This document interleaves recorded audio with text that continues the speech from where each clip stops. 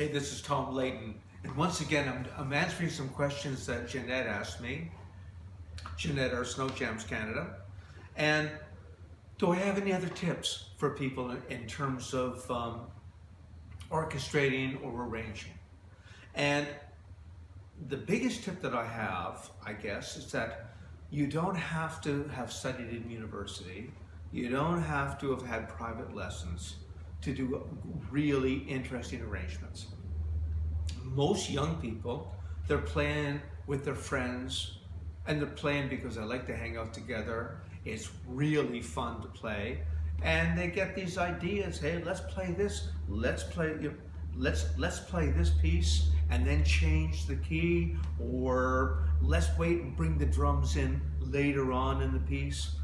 Whatever it takes, right, to make your piece interesting. That's one of the biggest tips. And anybody, when you're doing that and you're sitting around in your garage or your living room, you're all hanging out and you're trying stuff out, that's where the arrangements start. And if it's fun for you, then you're already well on your way to being an arranger. Okay? That's a big thing. You don't need a big band to be an arranger or an orchestrator. It doesn't, like, a perfect example is like Simon and Garfunkel. Now, Simon and Garfunkel, right, two people, one guitar, that's how they started off.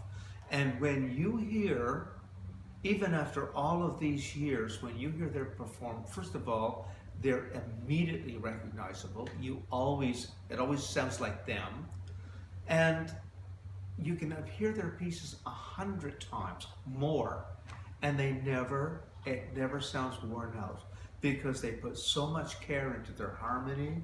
Sometimes they're singing unison, sometimes one person sings, sometimes they're humming, sometimes it's just a plain guitar introduction. Who knows, right?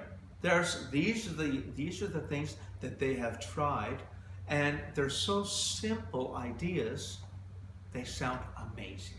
And it's given them a pile of Grammy Awards. Hopefully it's made them very, very rich. So you don't need to be a professional to do that.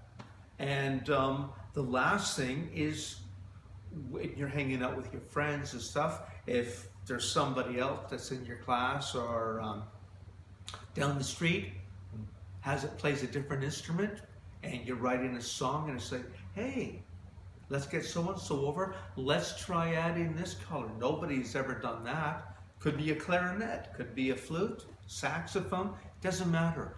If it's fun for you guys, it's going to be fun for people listening.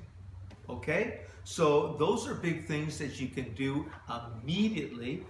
Almost all of them are instincts, and a lot of people, songwriters, are already doing things like that. And you can come up with really interesting ideas for your songs, or when you're playing other people's music, you can add your own thing to it. And it doesn't require going to university, it doesn't require studying. It's just a matter of trying out some basic things. We can all be arrangers. Okay? Bye-bye.